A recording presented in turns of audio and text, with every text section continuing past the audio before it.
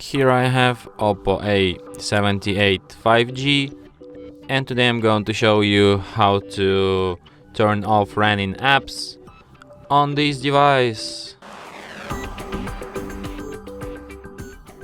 So to do this, you firstly have to access recent section. To access recent section, you have two different ways. It depends on your navigation method. If you have like this gesture navigation method type as me, all you need to do is to just swipe your finger up and hold it for about a second, and that's how you can access this section.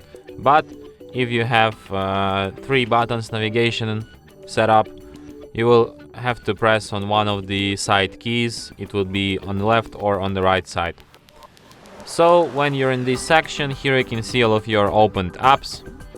So in order to close them all at once, just tap close all button, and wow, all of these apps are turned off and memory cleared. And that's it. Thanks for watching. If you find this tutorial useful, don't forget to hit that like button and subscribe to our channel.